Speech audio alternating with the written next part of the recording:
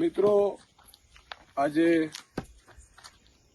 ઘણા લોકો જે ખેડૂતોની પીડા જાણતા નથી અથવા તો ખેડૂતોને સમજતા નથી અથવા તો ખેડૂતોની કામગીરીથી અજાણ છે એવા લોકો વારંવાર એક વાક્ય કહેતા હોય છે કે ખેડૂતોને તો મફતનું જ જોઈએ, ખેડૂતને તો દરેક જગ્યાએ પીડા જ હોય ખેડૂતને. પણ આજે મારે આપની સાથે ખેડૂત રાત્રે જે પાણી વારતો હોય ને કેવી પીડા થતી હોય એ હું આજે મારી વાડીમાં આવ્યો છું. મારી જ જમીનમાં હું પાણી વારીશ. આને પાવડો કહેવાય. આ ડાંગ ભેગી લેવી પડે કારણ કે અહીંયા સરપ ફરતા હોય છે, જીવજંતુઓ ફરતા હોય છે. એટલે આજે મેં બૂટ નથી પહેરી, નહીં તો અહીંયા નીચે બૂટ પહેરે અને મોટી અહીંયા સુધીની ઘૂંટણ સુધીની, એટલા માટે કે કદાચ સરપ આવી જાય તો એ મોટી બૂટ હોય. એટલા માટે આજે હું આ પીડા દેખાડી રહ્યો છું કે સરકારોમાં જે બેઠા છે એને તો પીડા ખબર હશે કે નહીં ખબર મને ખબર નથી. અધિકારીઓ પણ એસી ચેમ્બરમાં બેઠા હોય છે, પણ એક આમ જનતામાં એવો મેસેજ વયો ગયો છે. ખેડૂતો હંમેશા માંગતા હોય છે, ખેડૂતો હંમેશા ભીખ માંગતા હોય છે, ખેડૂતો હમણાં દેવા માફીની વાત કરતા હોય છે. ખેડૂતો ખરેખર ખેડૂત રાત દિવસ પાણી વારે છે, કેટલી મહેનત કરે છે, છતાંય એને ઉપજ નથી મળતી, છતાં એને પૂરતા ભાવ નથી પડતા, છતાંય પોતાનો માલ એ બીજા ભાવ નક્કી કરે વેચવા જતા હોય. પણ એની પહેલાની જે પીડાઓ છે એ આવો આપને કહું મિત્રો. આજે મારી સાથે ચાલો આપ. આજે હું આપને જે દેખાડવાનો છું એ ખેડૂતની સાચી પીડા દેખાડવાનો. આજે મારી આ વાડીનો રસ્તો છે. અહીંયા જ્યારે ને ત્યારે મિત્રો સરપ નીકળતા હોય છે. આ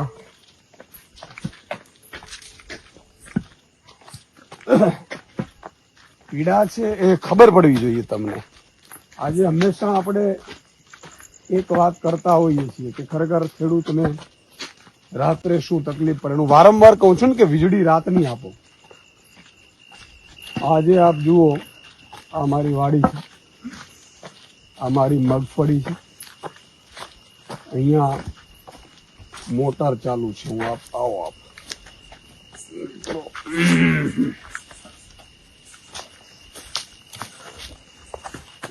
મિત્રો, આપ જે જોઈ રહ્યા છો સામે એ ટીસી છે.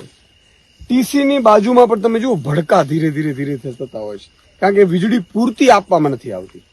પછી અહીંયા જે મોટર ચાલુ હોય, સબમર્સિબલ મોટર હોય છે, એ મોટર ચાલુ હોય પછી વીજળી જાય એટલે ફરીથી મોટર બંધ થઈ જાય, ફરીથી અમારે પાછી ચાલુ કરવા જવી પડે. એની પણ પીડા આપણે કહું મિત્રો. આજે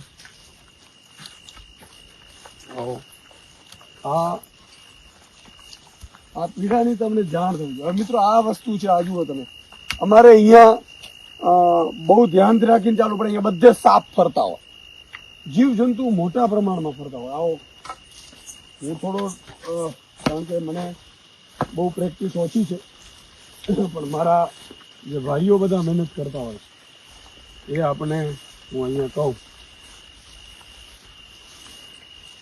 અહીંયા મોટર ચાલુ છે,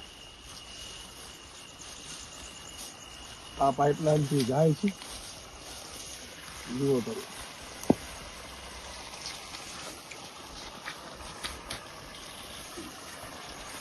આ મિત્રો આ પાઇપલાઇન થી જાય છે પાણી. અહીંયા મોટરનું પાણી છે. અહીંયા પણ તમે જુઓ આટલું મોટું હોય છે, ગમે ત્યારે ગમે ત્યાંથી સાપ નીકળી શકે અને મોટા ભાગે સર્પના કારણે ખેડૂતોના મોત થવાના ખૂબ દાખલા છે. આ પીડા છે રાત દિવસની. અહીંયા પાણી અત્યારે ચાલુ જેવું છે અમારું. હવે આ છે ને સેમ્બર અત્યારે પાણી અમે ચલાવી રહ્યા છીએ. તમે વિચાર કરો, હવે આ મગફળી છે, મારી મગફળી દેખાડજો. આ મગફળી લગભગ 1.5-2 મહિનાની છે, બરાબર છે અમારી. આ મગફળીમાં અત્યારે અમે આ પાઇપલાઇનમાંથી પાણી કાઢી અને કરતા હોઈએ છીએ. આપણે દેખાડીશ. આ વારનું છે પાણી. અહીંયા છે ને અમારે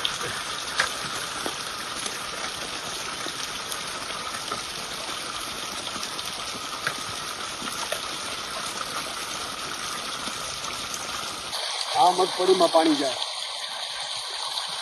એક સામાન્ય રીતે આ જ્યારે બિયારણ અમારે લેવું પડે, બિયારણ લીધા પછી મગફળી છે એને બિયારણ વાવવું પડે. વાવ્યા પછી મગફળી ઉગે પછી એને નિંદામણ કરવું પડે. નિંદામણ કર્યા પછી ખાતર છાંટવું પડે, ડીએપી યુરિયા ખાતર છાંટવું પડે. અને અત્યારે અમે રાત દિવસ પાણી વારીએ. પાણી વાર્યા પછી આ ઉપજ છે એ ઘરમાં લઈ જઈએ. અને જ્યારે ઘરમાં લઈએ પછી પણ વરસાદ આવે તો પલળી જાય, પાથરા થઈ જાય, પૂરું થઈ જાય, પાક વીમો મળતો નથી.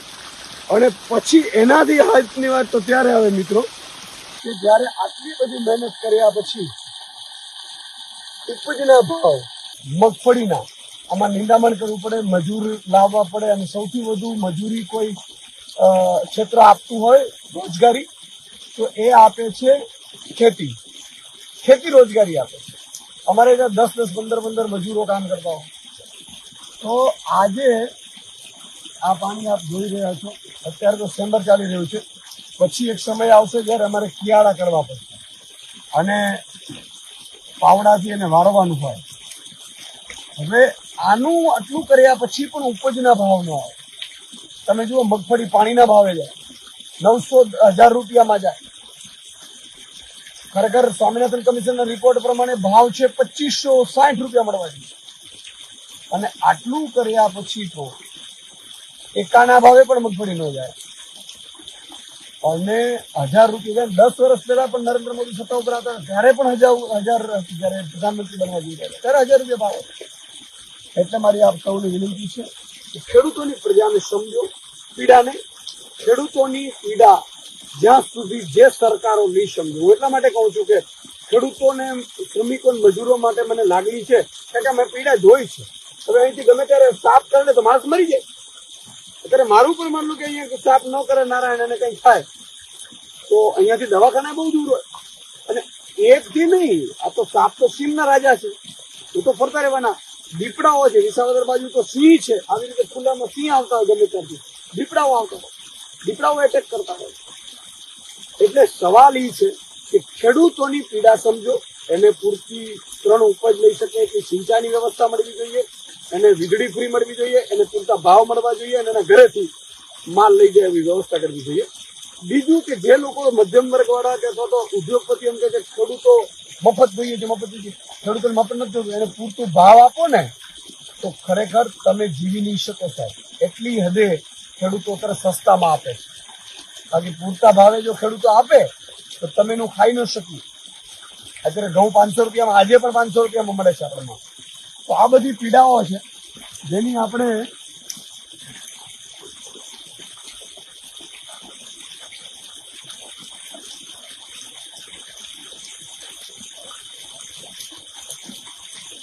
સમજવાની જરૂર છે.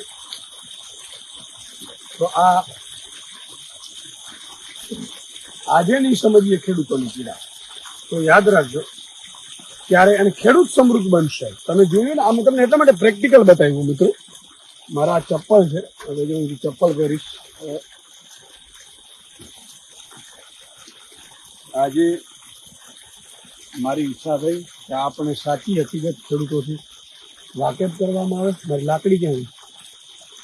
આ લાકડી એટલા માટે મારે રાખવી પડે સાથે મિત્રો કે ગમે ત્યારે અહીંયા સાપ હોય, નોળિયા, જીવજંતુઓ એ ચાલુ જ રહેતા. આમાંથી ખેડૂત ઊભું થવાનું હોય છે. હવે આવું રોજે રોજનું થાય છે અને 54 લાખ ખેડૂતો છે. આ તો મેં ખાલી નમૂનો તમને બતાવ્યો. અને આખી રાત પાણી વારવાનું, 8 કલાકની હોય એમાંથી 5 વખત તો વીજળી જાય. વીજળી જાય એટલે ફરીથી મોટર ચાલુ કરવા જવાની એ રાત્રે જ, અને પછી દિવસે પાછું કામ કરવાનું. અને આટલી મહેનત કરવા છતાંય 20 કે 30 વીઘાનો ખેડૂત એને કાંઈ વધતું નથી સાહેબ. ઉલટાના તૂટે છે. કેમ? તો કે એને ઉપજના ભાવ ન મળે, જંતુનાશક દવાઓ બહુ મોંઘી મળે, ખાતર બહુ મોંઘા થઈ ગયા, ડીઝલના ભાવ મોંઘા થઈ ગયા. એટલે એ પીડા છે ખેડૂતોની કે હંમેશા આપણે સમજવી જોઈએ. ખેડૂત સમૃદ્ધ બનશે તો આ રાજ્ય સમૃદ્ધ બનશે, આ રાષ્ટ્ર સમૃદ્ધ બનશે. ગુજરાતને નંબર 1 બનાવવો હોય તો ખેડૂતો તકરીબન 54 લાખ ખેડૂતો છે અને બધા મળીને 1 કરોડ અને 20 લાખ મજૂરો શ્રમિકો છે. આ તમે ખાલી સામે જુઓ, જો આ ટીસી છે અમારી, બરાબર છે. આ ટીસીમાં ભડકા બળે છે. આમાં ગમે ત્યારે એ ટીસી માંથી દીવો બળે એને જે ફ્યુઝ ઉડી જાય તો પાછી મોટર બંધ થઈ જાય, ફરીથી હેલ્પરને બોલાવવું પડે, અથવા તો અમારા જે કેટલાક આગેવાનો છે એ જાણી ગયા હોય, શીખી ગયા હોય, તો એ પછી બાંબુમાં વાયર નાખી અને પોતે જાતે, કારણ કે રાત્રે તો હેલ્પર આવવાનો નથી અને આમાં 2 દિવસ તમે મોડું કરો તો આ પછી સુકાઈ જાય મોલ ઉપર. એટલે આ પીડામાંથી તમારે સમજવી પડશે કે ખેડૂત મારો કેટલો બધો ભોગવી રહ્યો છે. ખેડૂત બહુ મહેનત કરી રહ્યો છે અને 54 લાખ ખેડૂતો મહેનત કરી રહ્યા છે ને એટલે ભારત નંબર 1 છે. અને તમે જુઓ, અહીંયા અત્યારે એવો સમય આવે કે જ્યાં વીજળી બહુ ઓછી આવે. હવે વીજળી ઓછી આવે છે, જે મોટર ભરી જાય, જે સબમર્સિબલ મોટર હોય, 2 પ્રકારની છે. એક છે બોર કુવાની અને એક છે બોરની. મારે આ બોરનું છે, અહીંયા કુવાની પણ મોટર છે, આ અહીંયા બોરની મોટર છે. આપણે અહીંયા દેખાડીશ કદાચ હશે તો. ઈશ્વરની દયાથી મારે સારી એવી જમીન છે. અમારે ખૂબ મહેનત અમારા પરિવારજનો પણ કરે છે અને વીજળી ઓછી આવે એટલે બરી જાય મોટર સબમર્સિબલ અથવા તો બોરની, તો એ ફરીથી રિપેર કરવા જવી પડે. રિપેર કરવા જાઓ તમે એટલે ફરીથી 3-4 હજાર 5 હજાર રૂપિયા હોય. સાહેબ, બહુ સ્થિતિ ખરાબ છે. ખેડૂત છે એ હંમેશા આખી જિંદગી, એટલે જ ખેડૂતનો દીકરો છે ને, ખેડૂત છે ને પોતાના દીકરાને, જો નેતા છે એ પોતાના દીકરાને નેતા બનાવે છે, કલેક્ટર છે એ પોતાના દીકરાને કલેક્ટર બનાવાય છે, અધિકારી પોતાના દીકરાને અધિકારી બનાવાય છે, ડોક્ટર પોતાના દીકરાને ડોક્ટર બનાવાય છે. પણ 30-30, 40-40, 50-50 વીઘાનો માલિક હોવા છતાં ખેડૂત પોતાના દીકરાને ખેડૂત બનાવવા નથી. તો શું કામ? અચ્છા, આના સિવાય તમે જુઓ, 7/12 દાખલા, 8 દાખલા, આવકના દાખલા, જાવકના દાખલા, 17 પ્રકારના કાગળિયા કરાવવાના, એમાં ધક્કા ખાવાના. કારણ ખેડૂતનો કોઈ સાંભળે જ નહીં.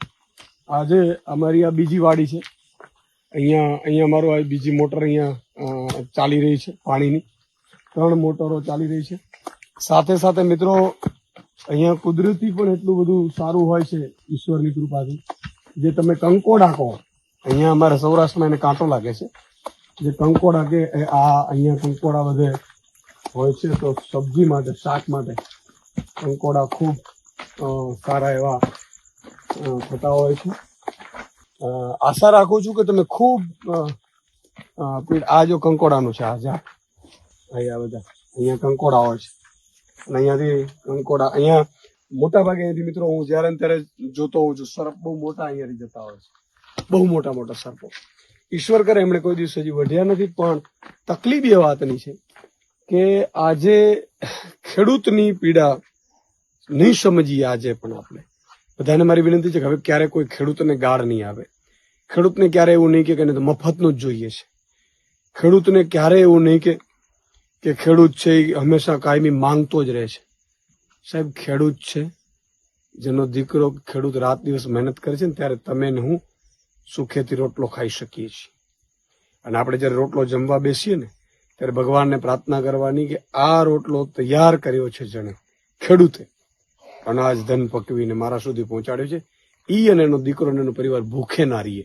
આ એક આપણે સમજવાની જરૂર છે. આ મિત્રો, અહીંયા અમારે અત્યારે લગભગ મારે 3 બોર છે, કુવા છે, અલગ અલગ જગ્યાએ અત્યારે પાણી ચાલી રહ્યા છે. પણ સમજવાની ખાલી એટલી જ જરૂર છે આપણે કે આપણે જે પીડા ખેડૂત ભોગવી રહ્યો છે, હું વારંવાર કહું છું કે ખેડૂતો મારા પ્રાણ સમાન શું છે. મહામંથન કાર્યક્રમ કરતો ત્યારે ખેડૂતોને સૌથી વધુ મેં પ્રાધાન્ય શું કામ આપ્યું? કોઈ મીડિયા છે ક્યારે ખેડૂતને આટલી કોલમમાં છાપતું નહોતું. ખેડૂતનો સમાચાર આવે તો કે નહીં, આ શું કરવા છે, ખેડૂતનો વ્યુઅરશિપ નથી, ટીઆરપી નથી, એમ કરીને હટાવી દેતા. પણ ઈશુદાનભાઈ જયારે પત્રકારત્વમાં મને તક મળી, ઈશ્વરે તક આપી, હું ચેનલ હેડ બન્યો, એટલે મેં મારો જ શો કર્યો અને મોટા ભાગે ખેડૂતો, ગરીબો, વંચિતો, શોષિતો એનો અવાજ બનવાની કોશિશ કરી. અને મિત્રો, જે લોકો પોલિટિકલ પંડિતો કે પત્રકારો એવું કહેતા હતા અથવા નેતાઓ એવું કહેતા હતા કે ભાઈ ખેડૂતો ટીઆરપી નથી, સૌથી વધુ ગુજરાતમાં લોકપ્રિય શો બન્યો હતો એ મહામંથન શો બન્યો હતો. ત્યારે મને આ જ પીડા હતી. એ જ પીડા મેં ઉઠાવી હતી અને મારી જ શૈલીમાં ઉઠાવી હતી. કોઈ એમાં પ્લસ માઇનસ નહીં, કોઈ એને પેલી મારી રૂઢી સાથે, ગામડાની શૈલી સાથે મેં કાર્યક્રમ ઉઠાવ્યો હતો અને નંબર 1 શો, ગુજરાતનો નંબર 1 શો બન્યો હતો. લોકપ્રિય એટલો બન્યો કે 18,000 ગામડાઓ છે. એમાં આજે પણ એક એક ગામમાં મારા 100 ખેડૂતો ચાહકો હશે. શું કામ? એને મારી ઉપર ઉમ્મીદ છે, આશા છે કે ઈશુદાનભાઈ કંઈક કરશે. અને આજે હું તમને ખાતરી આપું છું, હું આ પીડા જાણું છું. વર્ષોથી નાનો હતો ત્યારે પણ ભણતા ભણતા પણ મેં આ પાણી વાર્યા છે. રાત્રે સર્પોને મેં રાત્રે મારા પગ પાસેથી નીકળતા જોયા છે. હું રાત્રે ધોરિયામાં જ મારા બાપુજી અથવા તો બધા જે વડીલો હોય સાથે અને પાણી વારતા હોય તેની સાથે સૂઈ પણ ગયો છું. એટલે મેં ખૂબ પીડા જોઈ છે, એટલે મને પીડા થાય છે. અને ભગવાને જયારે મોકો આપ્યો ત્યારે મેં ખૂબ અવાજ ઉઠાવ્યો, ખેડૂતોનો, ગરીબોનો, મહિલાઓનો, આઉટસોર્સિંગ કર્મચારીઓનો.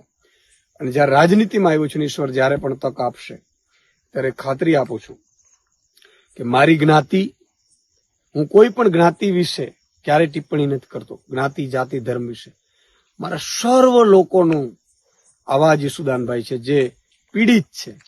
એ પછી કોઈ પણ જ્ઞાતિનો હોય, કોઈ પણ જાતિનો હોય. મારી જ્ઞાતિ છે ખેડૂત જ્ઞાતિ, મારી જ્ઞાતિ છે ગરીબ જ્ઞાતિ, મારી જ્ઞાતિ છે મધ્યમ વર્ગ જ્ઞાતિ, મારી જ્ઞાતિ જાતિ છે એ સરકારની સિસ્ટમની પીડિત જે છે એ મારી જ્ઞાતિ છે. પછી એમાં ઠાકોર હોય, કોળી હોય, આહિર હોય, પટેલ હોય, ગઢવી હોય, માલધારી હોય, ચારણ હોય, રબારી હોય, ભરવાડ હોય, સુથાર હોય, કોઈ પણ વ્યક્તિ જે ખેડૂત છે, જે પીડિત છે, જેને સિસ્ટમમાં જરૂરિયાત છે, સર્વની જ્ઞાતિ ઈશુદાનભાઈ છે, ઈશુદાનભાઈની છે. અને એ મારા છે. અને જ્યાં સુધી આ ખોડિયામાં પણ છે, એ લોકો માટે અવાજ ઉઠાવતો રહીશ, એમના માટે બોલતો રહીશ. તક મળશે તો પણ, તક ન મળે તો સંઘર્ષ કરીને પણ અવાજ ઉઠાવતો રહીશ. મિત્રો, અમારો બગીચો છે, જેમાં બગીચામાં પણ મેં નાળિયેરી, ફળ ફૂલના ઝાડ એ પણ વ્યવસ્થા કરી છે. મિત્રો, અમારી ભેંસ છે, અમારી ભેંસો છે, અને એ પણ ચોખ્ખું દૂધ કોને કહેવાય. ઘણા લોકો મને એવું કહે છે કે ઈશુદાનભાઈ તમે કેમ આમ તમારા શરીર સારું રહે છે, તમારું ખોરાક પણ એકદમ દેશી અને શુદ્ધ હોય છે. હું ક્યારેય તળેલી વસ્તુઓ ખાતો નથી. મારે સવારે નાસ્તો નથી હોતો. આ ભેંસ અહીંયા હો તો અહીંયા, નહીં તો ત્યાં અમદાવાદ હોઉં તો ત્યાં પણ, ગામડે હો તો અહીંયા પણ ચોખ્ખું દૂધ અમારા ભેંસનું. સવારે દહીં, ઘીગોળ હોય તો ઘીગોળ, રોટલો કે રોટલી. સવારે 10-11 વાગે જમી લેવાનું ને પછી સાંજે ડાયરેક્ટ 6-7 વાગે જમવાનું. વચ્ચે કશું જ નહીં, કે આખો દિવસ મારે બહાર નીકળવાનું, ફરવાનું હોય. અને શુદ્ધ સાત્વિક ખોરાક એ આપણું છે. ભલે ભાજપે આપણે દારૂનો મારા ઉપર કશ કર્યો હોય, જિંદગીમાં મેં દારૂ લીધો નથી, દારૂથી હું નફરત કરું છું.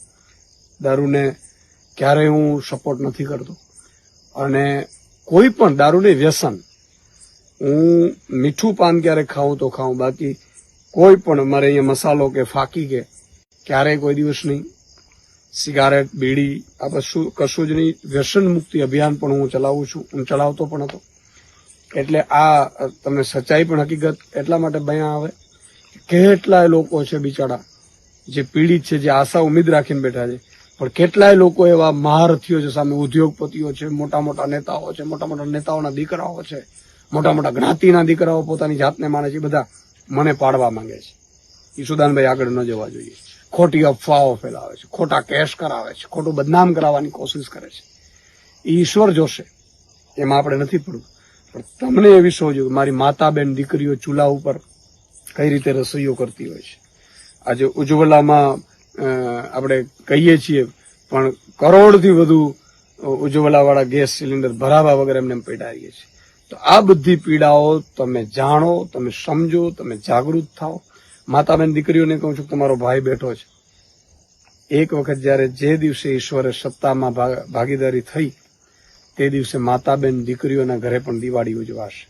એમને પણ એના દીકરાને ફી ભરવાની ચિંતા નહીં રહે, એને પણ વીજળીના બિલ ભરવાની ચિંતા નહીં રહે, એને પણ ગેસ સિલિન્ડર સસ્તા ભાવે મળશે, એમને પણ સુરક્ષા એવી મળશે કે અડધી રાતે મારી માતા બેન દીકરી કોઈ પણ ગામડામાં જતી હોય, કોઈ પણ લુખો કોઈ એને તુકારો નહીં કરી શકે, આવી વ્યવસ્થાઓ કરીશું તો ઈશ્વર કરશે. ખૂબ આનંદ થયો મિત્રો. અને છેલ્લે એટલું જ કહીશ કે કોઈ ખેડૂતને ક્યારેય ગાળ નહીં દે. ખેડૂત મફતમાં માંગતો નથી. ખેડૂત સાહેબ પૂરતો ભાવ લેવા જાય ને તો આજે પણ એને કોઈ ચીજની જરૂર ન પડે, પણ ખેડૂતોને ભાવ બીજા નક્કી કરે છે. ખેડૂતને પૂરતા ભાવ નહીં, એના હકના ભાવો પણ પડતર કિંમત પણ નથી મળતી. એ પીડા છે. મેં કીધું ને કે આજે ઉદ્યોગપતિ આ ટી શર્ટ છે, ટી શર્ટ વાળો માલિક છે, એ પોતે ટી શર્ટના ભાવ નક્કી કરે છે. ખેડૂત હિન્દુસ્તાનનો એક એવો છે મિત્રો કે જે પોતાની ઉપજના ભાવ બીજા કોઈક નક્કી કરે છે અને એને એની ભાવે વેચીને આવી જવું પડે છે. અને બહુ બધા અનાજ કરિયાણાના બિલ બાકી હોય, જંતુનાશક દવાવાળાના એગ્રોવાળાના બિલ બાકી હોય, ખાતરવાળાના બિલ બાકી હોય, બિયારણવાળાના બિલ બાકી હોય, અને જ્યારે રકમ આવે ત્યારે 2 જ દિવસમાં મોટા ભાગની રકમ ઉપડી જાય છે. બેંકમાં ધિરાણ લીધા હોય, સગા સંબંધીઓ પાસેથી લીધા હોય, ખૂબ બધી મુશ્કેલીઓ હોય છે. એના દીકરાના ફી ભરવાના પૈસા નથી હોતા અને ક્યારેક ક્યારેક તો એમને પત્નીના ઘરણા મૂકી અને સાહેબ ખાતર લેવા જતો હોય છે મારો ખેડૂત. આ ખેડૂતની પીડા છે. જાણજો, જ્ઞાતિ જાતિ ધર્મવાદથી ઉપર રહી ખેડૂતની સરકાર બને, મજૂરોની મધ્યમ વર્ગની સરકાર બને. એ સરકાર માટે આપણે સૌએ લક્ષ્ય કરવાનું છે, આપણે એક કરવાનું છે. અને જો અમે પણ મોકો મળ્યો 5 વર્ષમાં જો અમે સુધારી ન શકીએ સિસ્ટમમાં તો અમને પણ લાત મારીને ફેંકી દેશો. આ ખુલ્લામાં અમે કહીએ છીએ. એટલા માટે કે એક વખત બદલાવ જરૂરી છે. આમ આદમી માટે આમ આદમીની સરકાર જરૂરી છે. જય જય ગરવી ગુજરાત.